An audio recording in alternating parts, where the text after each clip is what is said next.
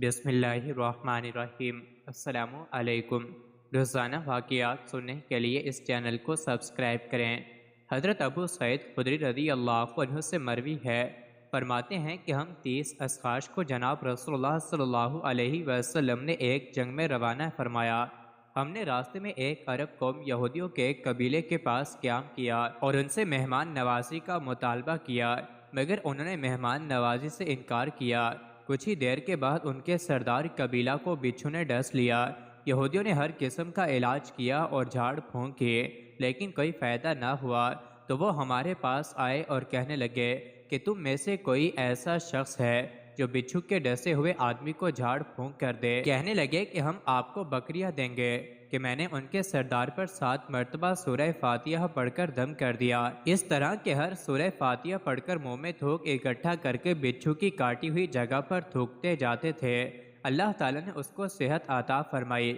جب ہم نے 30 بکریاں وصول کر لیں تو ہمارے دلوں میں ان کے متعلق کچھ خدشہ اور شبہ پیدا ہوا کہ نامعلوم شرعاً یہ عطیہ جائز بھی ہے کہ نہیں، لہٰذا ہم ان کی تقسیم سے رکے رہے، یہاں تک کہ نبی کریم صلی اللہ علیہ وسلم کی خدمت اقدس میں حاضر ہو گئے اور آپ صلی اللہ علیہ وسلم سے یہ پورا قصہ ذکر کیا۔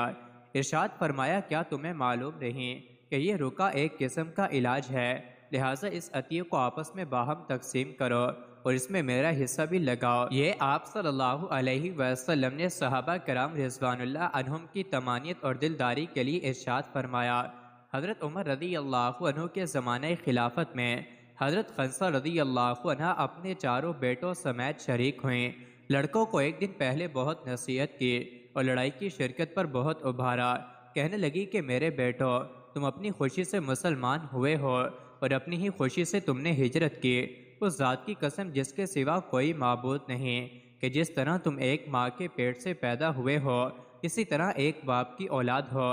میں نے نہ تمہارے باپ سے خیانت کی، نہ تمہارے ماموں کو رسوا کیا، نہ میں نے تمہاری شرافت میں کوئی دھبا لگایا، نہ تمہاری نسب کو میں نے خراب کیا۔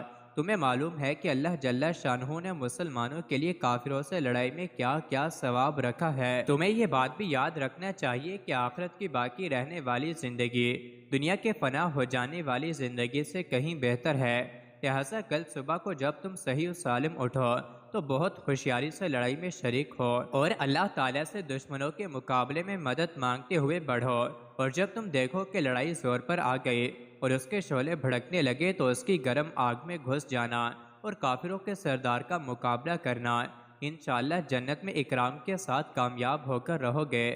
مزید ایسی ہی ویڈیوز کے لیے چینل کو ضرور سبسکرائب کریں۔